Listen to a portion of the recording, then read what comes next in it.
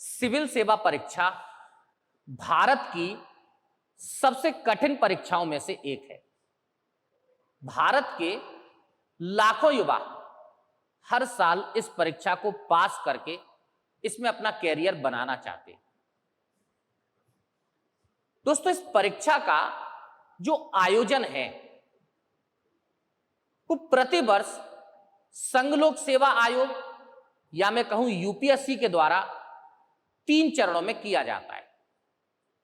आप देखेंगे कि हर साल इस परीक्षा में 6 से 7 लाख आवेदन किए जाते हैं और अंतिम रूप से 900 या मैक्सिमम 1000 लोग ही इस परीक्षा में चयनित होते हैं।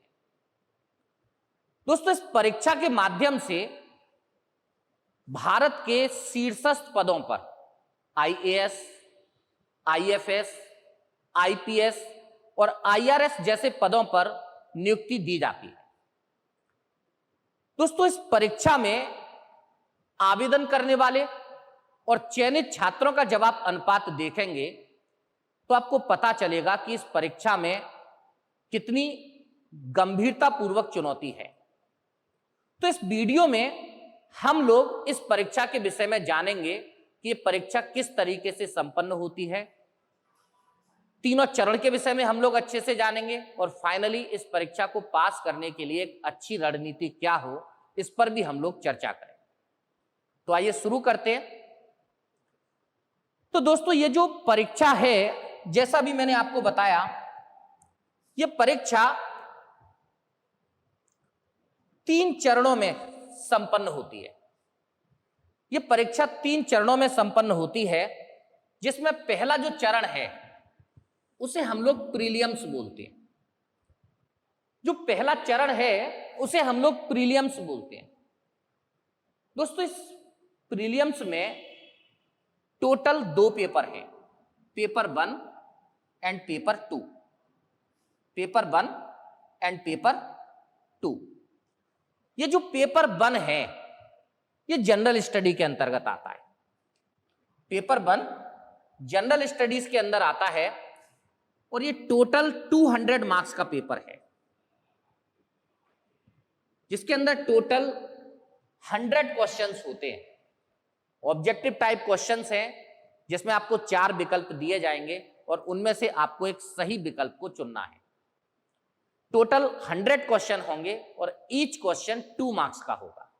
इस तरीके से ये जो पेपर 1 है ये टोटल 200 मार्क्स का है, जिसमें टोटल 100 क्वेश्चंस होते हैं।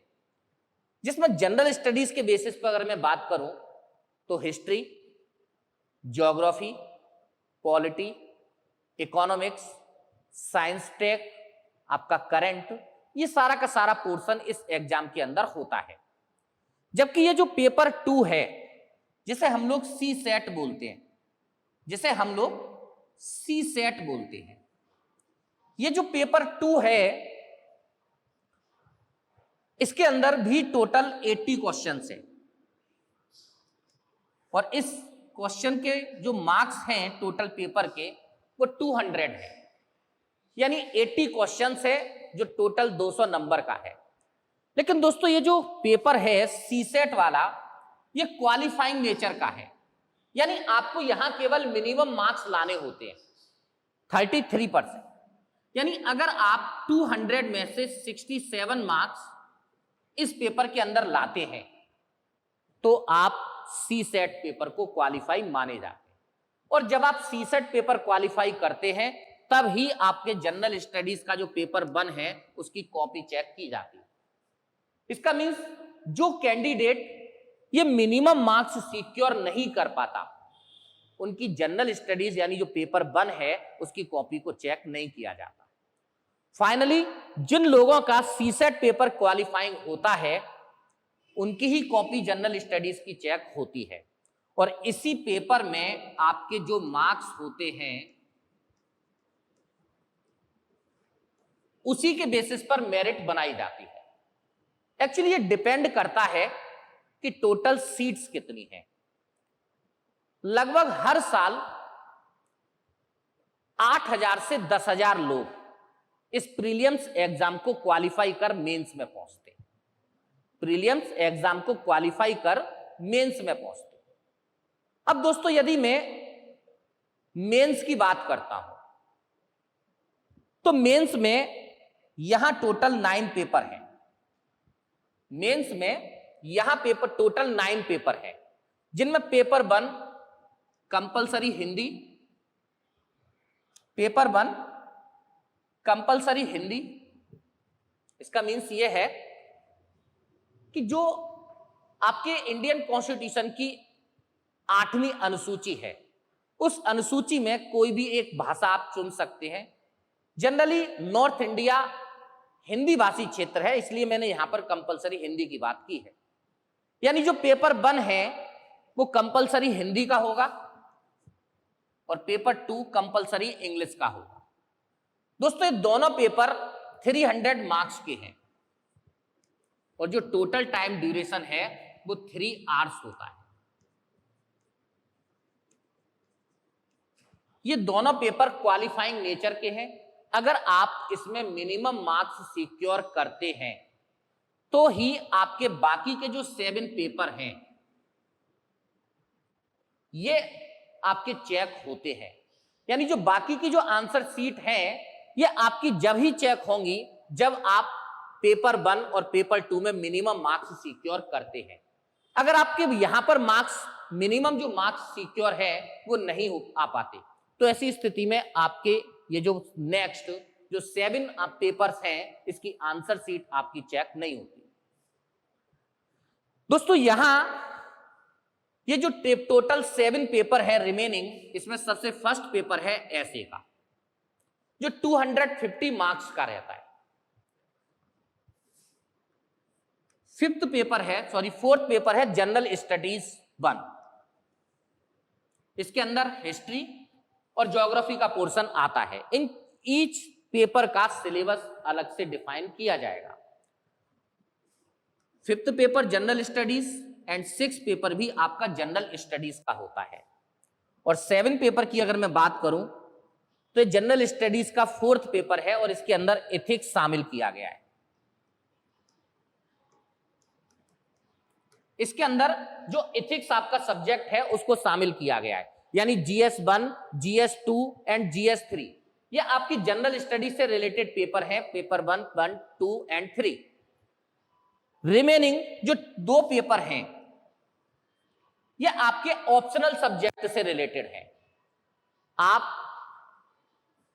कोई भी एक सब्जेक्ट ऑप्शनल के तौर पर चूज कर सकते हैं। आप हिस्ट्री को चूज कर सकते हैं, आप इकोनॉमिक्स को चूज कर सकते हैं, ये आपकी चॉइस है। जनरली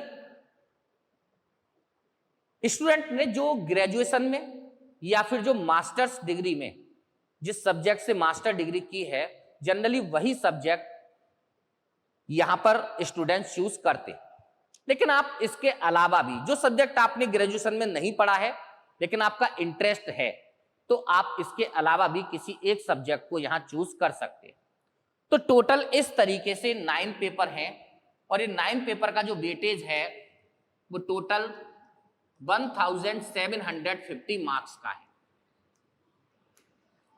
दोस्तों यदि आप मेंस एग्जाम क्लियर करते हैं, मैंने अभी आपको बताया हर साल 8000 से 10000 लोग मेंस एग्जाम लिखते हैं।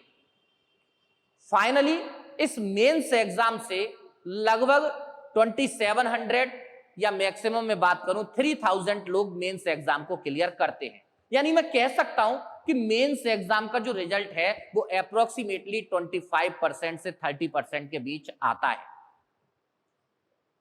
लगभग 2500 से 3000 लोग इंटरव्यू देते हैं, जिसे हम लोग इस परीक्षा का तीसरा चरण बोलते हैं और जिसे हम लोग पर्सनालिटी टेस्ट कहते हैं। ये जो पर्सनालिटी टेस्ट है ये 275 मार्क्स का है। दोस्तों आपके मेंस एग्जाम में और मेंस एग्जाम के साथ साथ पर्सनालिटी टेस्ट में ये टोटल 2025 मार्क्स होते हैं। और इस 2025 मार्क्स यानी पर्सनालिटी टेस्ट और मेंस एग्जाम में आपने जो मार्क्स लिए हैं दोनों को प्लस करके एक फाइनल मेरिट बनाई जाती है, और उस फाइनल मेरिट के बेसिस पर जो स्टार्टिंग वाले 1900 जितनी भी सीट्स हों उन कैंडिडेट को सेलेक्ट किया जाता है, और फाइनली वो कैंडिडेट सेलेक्ट होते हैं। तो ये इस एग्जाम का प्रोसेस है जो 3 चरणों में संपन्न होता है। दोस्तों अगली वीडियो में हम लोग जानेंगे कि इस परीक्षा की तैयारी किस तरीके से हम कर सकते हैं।